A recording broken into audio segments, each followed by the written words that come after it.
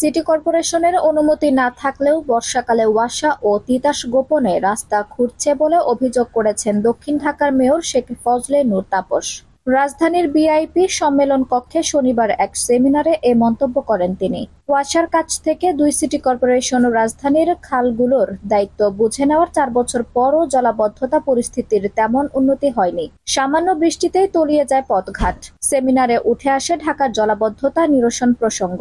এতে খাল পুনরুদ্ধারে রাজনৈতিক সদিচ্ছা ও আইন প্রয়োগের উপর জোর দেন আলোচকেরা। সেমিনারে নগর পরিকল্পনাবিদ আদিল মোহাম্মদ খান বলেন, শুধু 3-4-5 লাখ টাকা জরিমানা নয়, আইনে যে কারাদণ্ড রয়েছে তাও করতে হবে।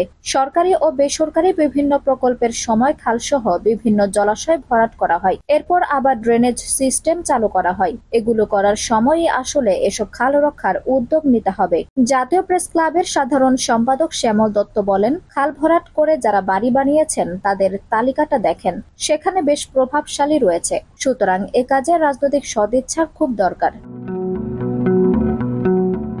বর্ষাকালে রাস্তা খোঁড়ার জন্য কোনো সংস্থাকে অনুমতি না দেওয়ার কথা আগেই জানিয়েছে ঢাকা দক্ষিণ সিটি কর্পোরেশন। তবে অনুমতি না পেয়ে ওয়াসা ও তিতাস গোপনে রাস্তা খুঁড়ছে বলে অভিযোগ মেয়র শেখ ফজলের নূর তাপসের। শেখ ফজলে নূর তাপস বলেন, বিনা অনুমতিতে তারা কয়েকটি সড়ক খনন করেন। আমাদের কাছে অনুমতি চাওয়ার আগে তারা ভাবে এই বর্ষায় অনুমতি পাবে না, তখন তারা চুরি করে এই কাজটা করে। এরা এভাবেই সড়কগুলো ধ্বংস করে। ভূমিদস্যুদের আগ্রাসন বন্ধ না হলে জলাবদ্ধতা পুরোপুরি নিরসন সম্ভব নয় বলেও মন্তব্য করেন দক্ষিণ ঢাকার মেয়র।